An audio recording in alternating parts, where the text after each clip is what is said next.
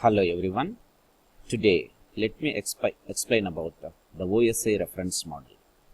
The OSI model is based on a proposal developed by International Standard Organization as a first step toward international standardization of the protocols used in the various layers.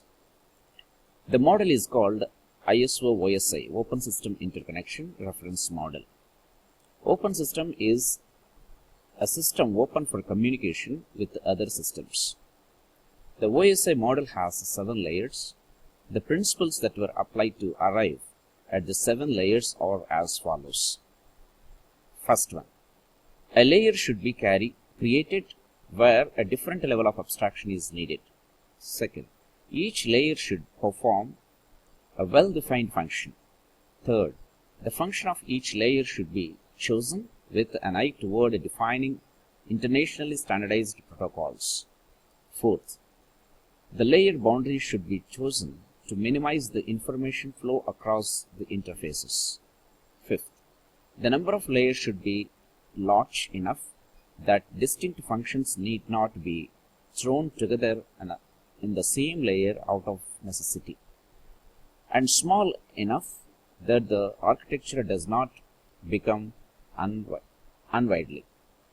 The OSI model is not a network architecture. It does not specify the exact services and protocols. It just tells what each layer should do.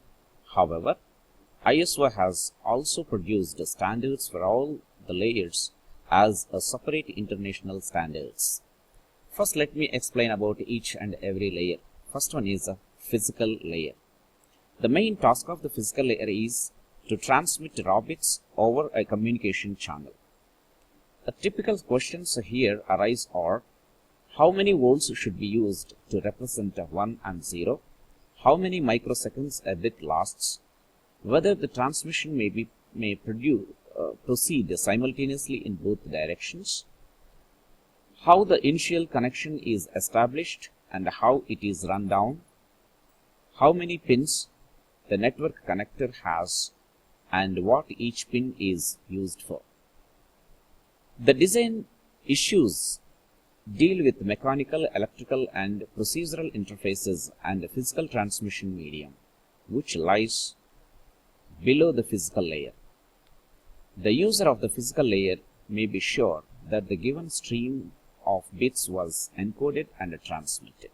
He cannot be sure that the data came to the destination without error. This issue is solved in higher layers. Next one is a data link layer.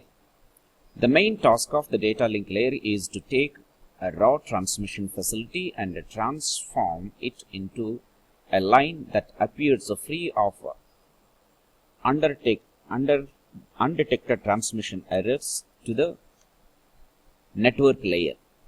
To accomplish this, the sender breaks the input data into data frames, transmits the frames sequentially, and processes the acknowledgement frames sent back by the receiver. The main issues that the layer has to deal are to create and to recognize frame boundaries, typically by attaching special bit pattern to the beginning and end of the frames. To solve the problem caused by damage, loss, or duplicate frames, the data link layer may offer several different service classes to the network layer, each with a different quality and price. To keep a fast transmitter from drawing a slower receiver in data, if the line is bidirectional, the acknowledgement frames complete for the use of the line with the data frames. Broadcast networks have an additional issue in the data link layer: how to control access to the shared channel. A special sublayer of data link layer called medium access sublayer deals with this problem. The user of the data link layer may be sure that his data were delivered without errors to the neighbor node. However, the layer is able to deliver the data just to the neighbor node. Third layer is the network layer. The main task of the network layer is to determine how data can be delivered from source to destination. That is, the network layer is concerned with the controlling the operation of the subnet.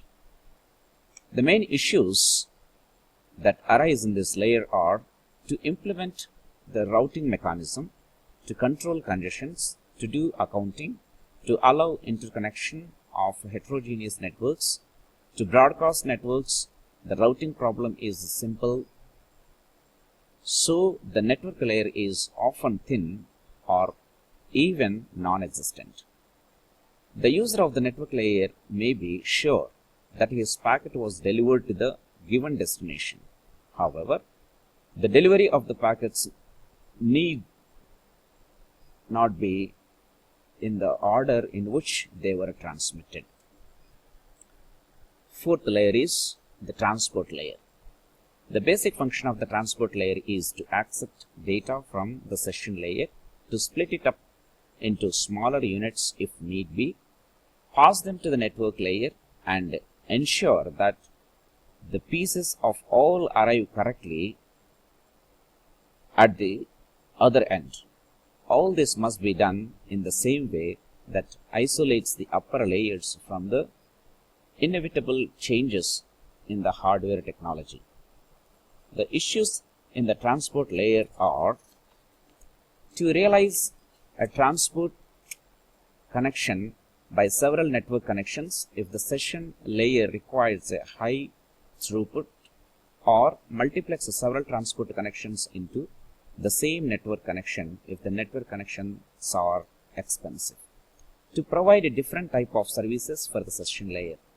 To implement a kind of flow control. The transport layer is a true end-to-end layer from source to destination. In other words, a program on the source machine carries on a conversation with the similar program on the destination machine. In a lower layers, the protocols are between each machine and its immediate neighbors. The user of the transport layer may be sure that his message will be delivered to the destination regardless of the state of the network. He need not worry about the technical features of the network. Fifth layer is the session layer. The session layer allows users on different machines to establish sessions between them. A session allows ordinary data transport as does the transport layer, but it also provides enhanced services useful in some applications. Sixth one is a presentation layer. The presentation layer performs certain functions that are requested sufficiently often to warrant finding a general solution for them, rather than letting each user solve the problem. This layer is, unlike all lower layers, concerned with the syntax and semantics of the information transmitted. The last layer is the application layer. The application layer contains a variety of protocols that are commonly needed. For example, there are hundreds of incompatible terminal types in the world. If they have to be used for a work with a full screen editor, many problems arise from their incompatibility. One way to solve this problem is to define network virtual terminal and write editor for this terminal. To handle each terminal type, a piece of software must be written to map the functions of the network virtual terminal onto the real terminal. All the virtual terminal software is in the application layer. Another application layer function is a file transfer. It must handle different incompatibilities between file systems on different computers. Further, facilities of the application layer are electronic mail, remote job entry, directory lookup, and others. As I have explained you earlier, the first three layers come under a subnet where the communication is between node to node. It's a chained reaction. From Transport layer to the application layer, it is an end-to-end communication from where the source end to the source destination.